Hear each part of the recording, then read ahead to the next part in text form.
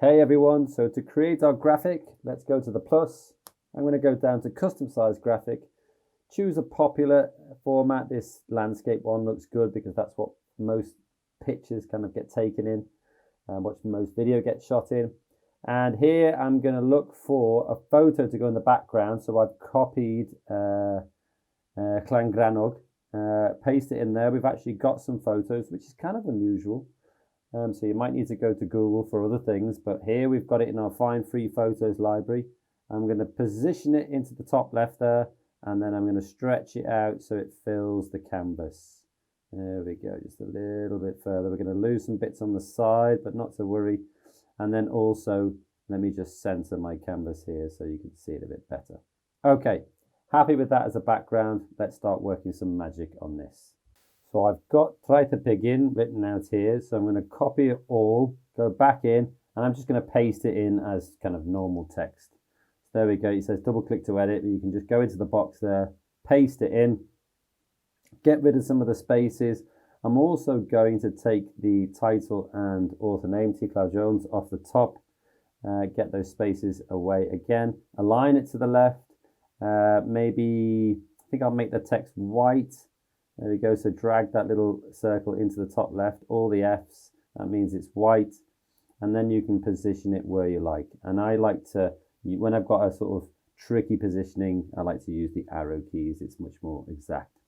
Now, there are some issues with seeing that against the background, so let me just put a little shape on it, and then reduce the opacity so you can still see behind the text as well, but that just makes the text stand out quite nicely. Happy with that. Next thing I'm going to do is I'm going to use one of these text templates. I like this little circular one here, Force of Nature, but I'm going to paste in the title and the author's name itself. I'm going to get rid of that outline. You can see the outline is selected on the right hand side. Get rid of it. It turns it into a kind of white. It's a bit of an off-white, but that's fine. And then I'm going to resize it and put it into the top right hand corner. Now I'm going to do something, maybe just so it doesn't touch the headland there, put it into the top right, use my arrow keys again just to get it into that perfect position. Okay, now that I've got that, I could put an outline on it, which just makes it a little bit easy to read. Use the same as the text on the left hand side. You can change the size of that if you want as well. But now I'm going to go into design assets. Now this is cool. I want to put a sun, like a sun in the top right. So I like that one. You can press C all to see all of the illustrations you might use. I'm just going to use this one for speed. Let me reduce the size of the canvas a bit.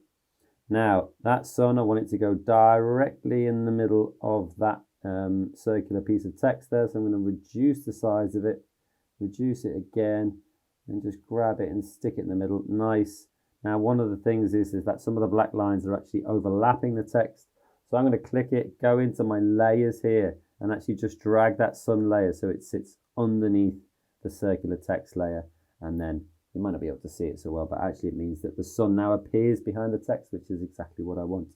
Now, another thing I want to do, let me just move that text out of the way, is actually flip the sun around so it kind of looks like it's looking into the scene, into the beach, into the poem. It just makes it feel more part of what we're doing here. Okay. Next up, what are we going to do? Let's have a look at some more design assets. So if I put beach in, I can see all the illustrations that are available to me. I've got all sorts of things here. I really like the swimmer. That's brilliant. Now I can change the size of that just by dragging the corner. Let me just move it into the center again. Dragging the corner. Maybe I'll reduce the size of the whole thing. And sometimes it can be a little bit tricky just to maneuver it into position. There you go, perfect. This person looks like they're swimming in the sea. Now, obviously the size is kind of giant compared to what they would be in real life, but that's fine. Let me see what else we've got here.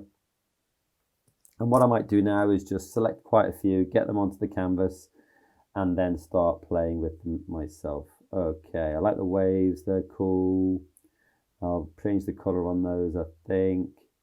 Maybe I'll put people in as well and see, or surfer. Yeah, there we go.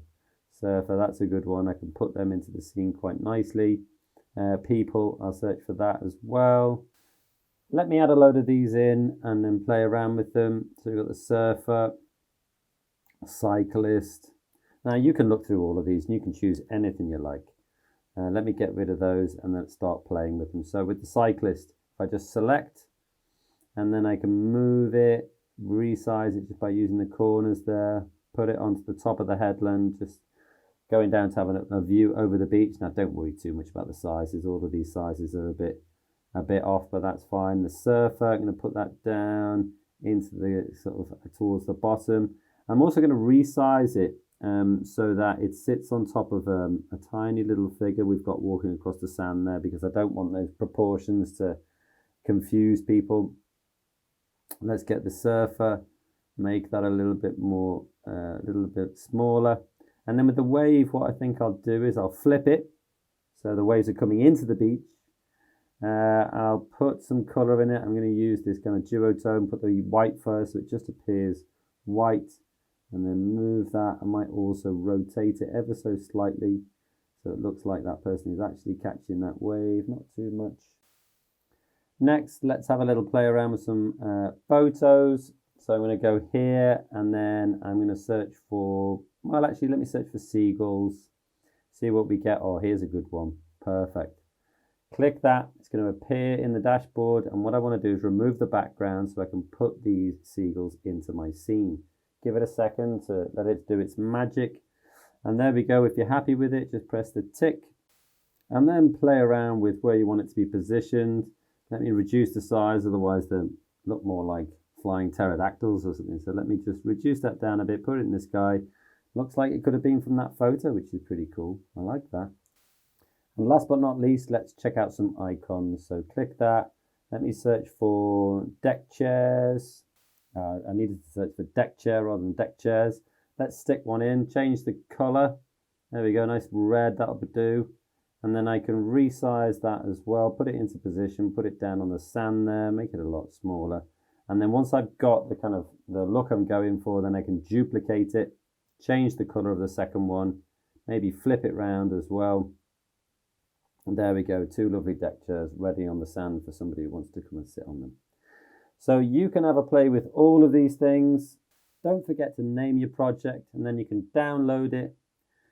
It'll go down on my computer in the bottom left. There you go, you can see it. And then also press share and publish. You can share it via Microsoft Teams, Google Classrooms, or just create a link. And there you go, you've got a link, you can copy it, stick it into a tab or a browser window, and there you go, your own T Llew Jones poster. Okay, good luck, off you go.